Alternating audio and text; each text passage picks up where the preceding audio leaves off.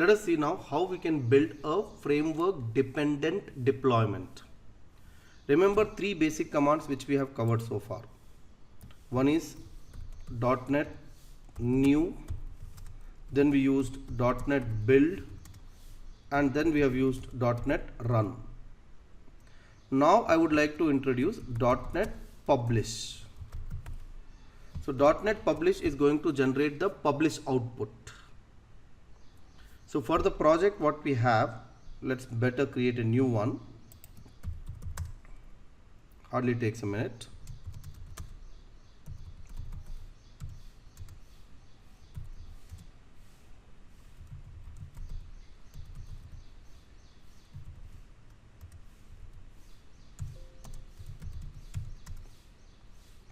So I'll say .NET new console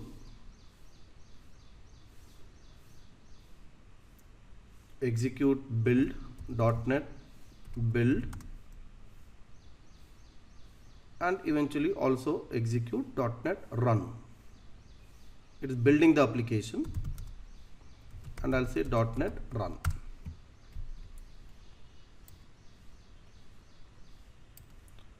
And in the meantime I show you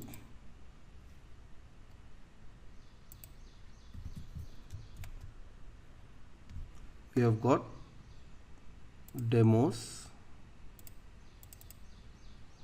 package demo app, bin, debug, framework folder is there, and under framework folder we will have all these files. And I told you only two files are required, runtime config and the DLL. These two things you need to deploy on the target machine and it will work. Now I want to package it. So what is the option for packaging it? Simple command is just use this .NET publish, that's it, and it's going to do a debug configuration publish. And if you just put this -c release, it is going to build a release configuration publish. So now you see under debug folder .NET Core App 2.1 we have a new folder called as publish, and that is where we will have our published output. So these things we simply, in case we don't want to include PDB, we can always exclude, but otherwise the three files we can package it and distribute it. Now important thing is I can move this as it is into a virtual machine and execute there. See, my output has become very simple now because I do not have any dependencies. There are no dependencies. Let us have some dependencies. What I'll do is I'll just add the newtons of dependency in my project. So I'm going to edit my CS proj .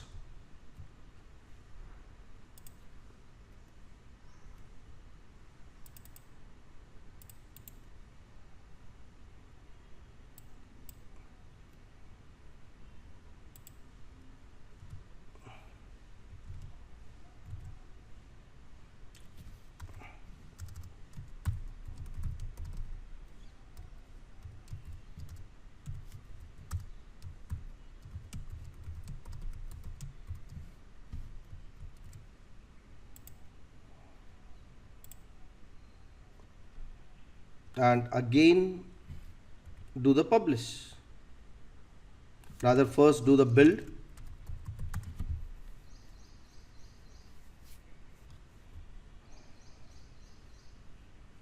and whatever we have built we will publish it.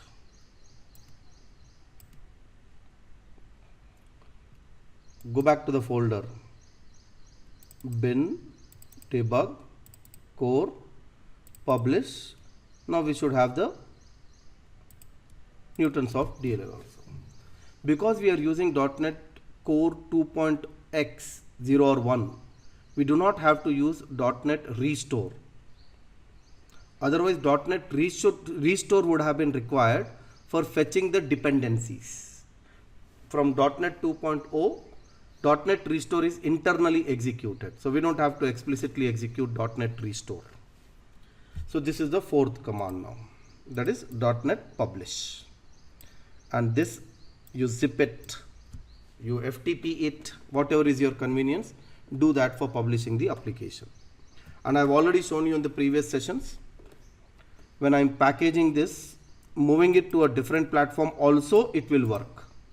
This is nothing specific to the operating system on which you have generated. This is all completely independent. So now this is called as framework dependent deployment. What does it mean? On the target machine, we are required to have a framework. We should have downloaded .NET Core framework on the target machine. Then only this is going to work. So if I move this from my machine to, let us say, Linux machine or Mac machine, on those machines I should have already installed .NET Core runtime. Only runtime is enough. And if I take care of installing .NET Core runtime, this particular application would work fantastic. And you already know the syntax for execution. Just say .NET and give the path of the DLL. That's it. If you are in the same folder, you can directly give like this. But if you are in a different folder, just provide the path of it, the target DLL. And this is how you take care of the dependencies. Item group you have to put in your project. Now, this is about framework dependent. But there is another feature here which is called as self-contained deployment. Now, what I can do is use this command. -c release is optional. Release is version I am trying to build. That's the meaning of it. And I go to the project and just execute this. So I am saying output should now be generated for Windows 10 64-bit. And what you will notice is we will have the complete thing packaged.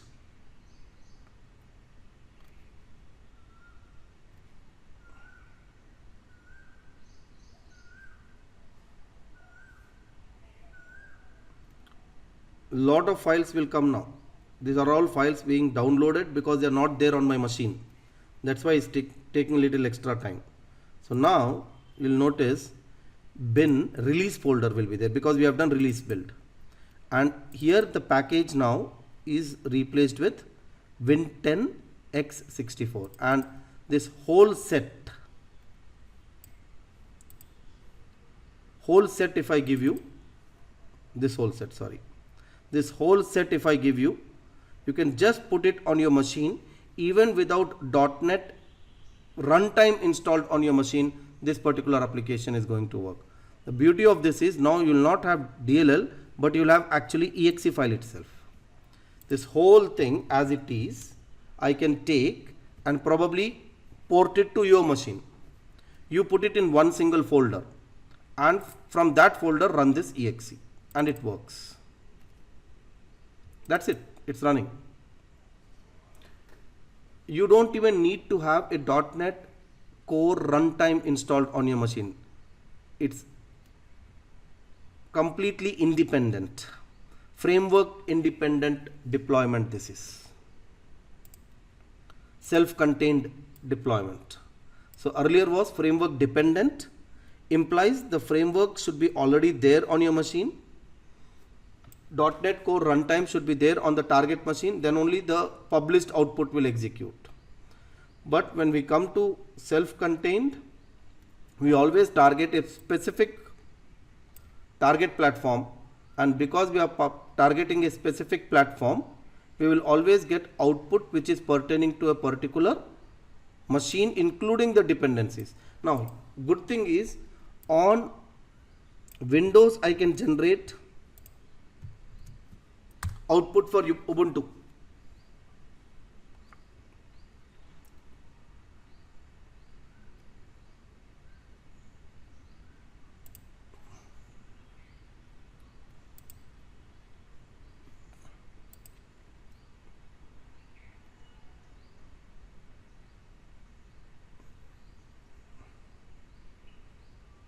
Now Ubuntu folder has come.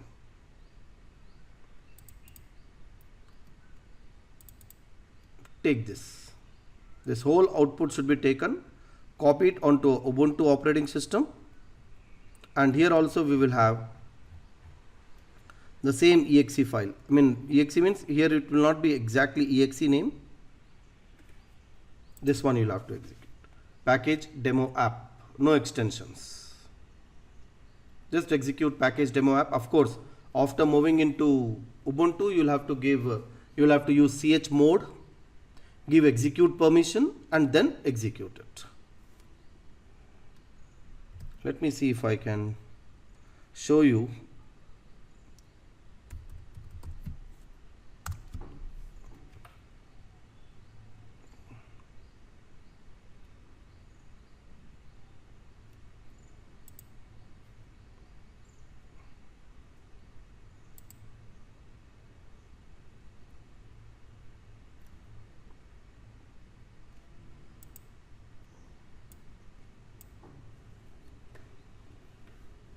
I'm starting Ubuntu virtual machine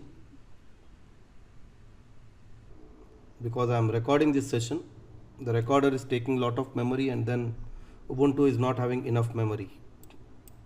The alternative is I create a virtual machine and do that, but yes, it would take time. I would request you to try. You create a Azure virtual machine or AWS virtual machine for Linux and move this all using FTP like I showed in the earlier chapter, and execute this. But this is how you can generate output which is self-contained, and here also you can provide dependencies, and of course you can always add this additional thing, runtime identifiers. Create a platform that you will target by adding the runtime identifiers. This also is an option, but I would prefer using this.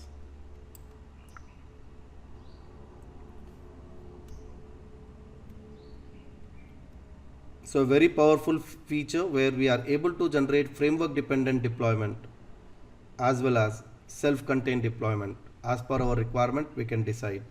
If the customer is going to have the .NET Core framework installed on his machine, we can simply go for the first option, that is small deployment.